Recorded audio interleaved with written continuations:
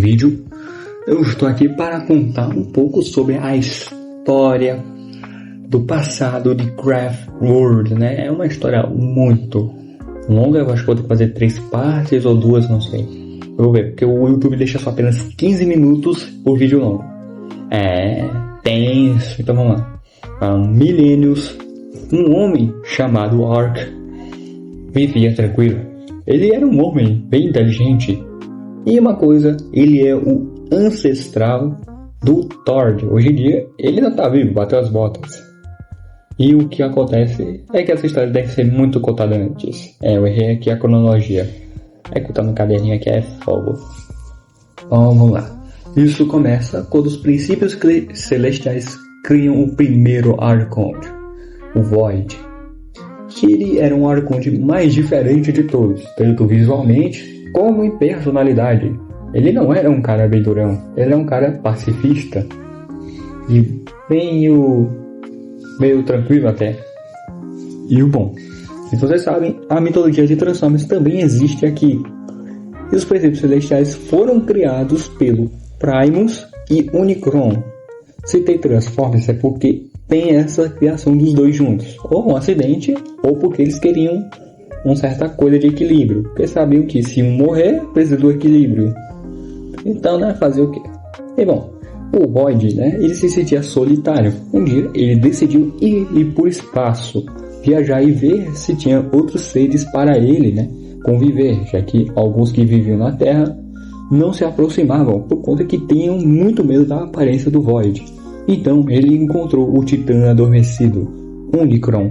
Ao se aproximar, a energia de Unicron era muito poderosa e o Void tinha uma habilidade de absorção de energia, absorvendo uma quantidade massiva de energia do Unicron. Assim, ele não se corrompeu. Mas se ele criasse qualquer coisa, ele poderia vir do mal, já de primeira. Como ele não sabia, voltou para a Terra e decidiu criar um outro Arconte, chamado Destroyer. Mas o Destroyer era maligno, por quê? Por conta da energia do Unicron.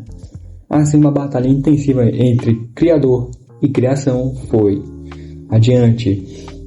E a batalha tomou um rumo tão poderoso que até os princípios celestiais ficaram com medo, já que os dois eram muito mais fortes. E também o Void acabou ficando muito mais forte por conta da energia do Unicron. Já naquela época, os Primes, os 13, já tinham sido criados. Mas isso já é outra coisa.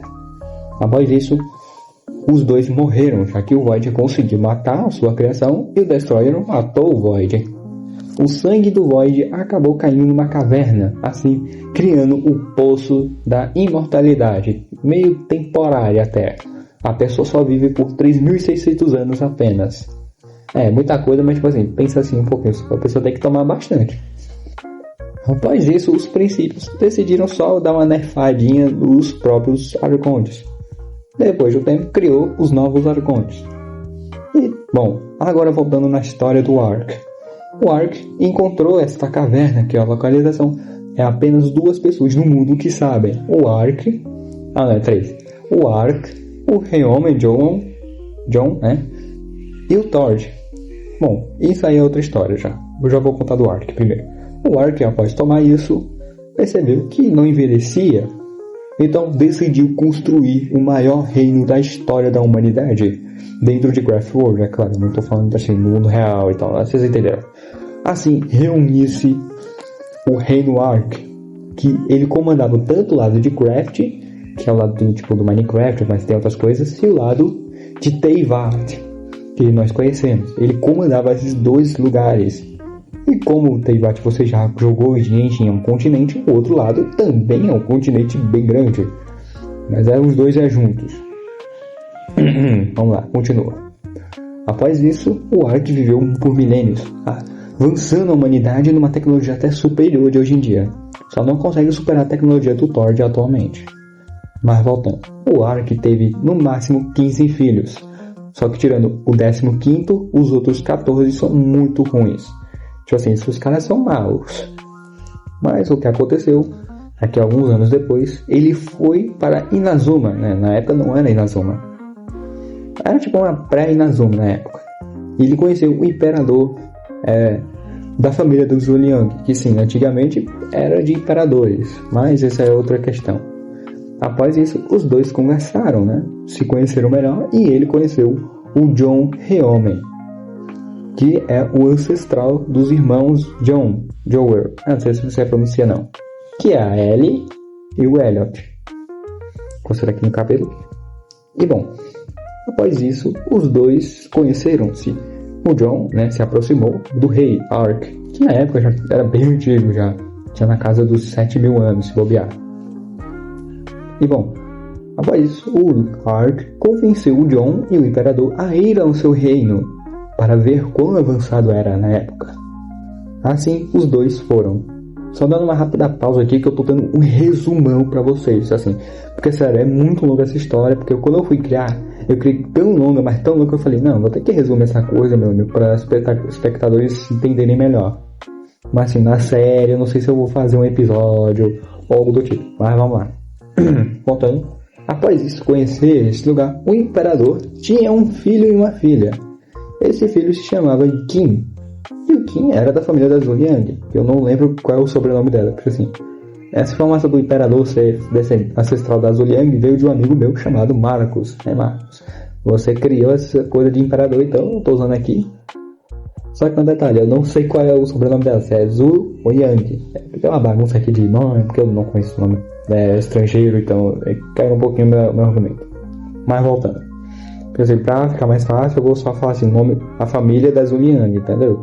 Mas tá bom, pode ter errado. Após isso, né, o jovem Qin se apaixonou por uma mulher, que na época era filha do Ark. Que sim, meio que em teoria, o Thor e a Zuliang são meio que tipo primos. Eu acho que é assim que se funciona essa lógica. Mas voltando. O Ark, né, não impediu esse relacionamento. Porque, por que eu vou impedir, né? É uma jovem, ela pode curtir a vida, eu não vou mandar nela, né? O imperador ficou meio pé atrás, porque ela deveria, em teoria, né, ficar com alguém do reino dele, ou do império dele. Mas, né, ele deixou. Assim, nasceria a família que é a linhagem da Zuliang. Mas isso é outra história já, e eu não vou contar porque é uma longa do caramba, e eu vou resumir de uma vez pra vocês. Porque assim, é muito longa essa história, então vamos lá. Após isso, um tempo depois, porque assim, o Heomen não queria ir embora de seu lar, mas o Ark falou que não tinha como o John ficar lá com a sua família, já que depois do tempo os dois, eles poderiam morrer. Lembrando que já existiam essas espécies que temos tanto no Genshin como no ZZZ. E bem, após uma certa conversa, o John abandonou seu imperador e viveu lá no reino do Ark, servindo a ele como o seu general das tropas militares de táticas. Assim, depois de um tempo, começou a Guerra Arconte, que muitos sabem que foi uma guerra bem grande até, durou por muito tempinho até. O Ark se envolveu logo de cara nessa guerra, já que poderia ameaçar todo o seu povo.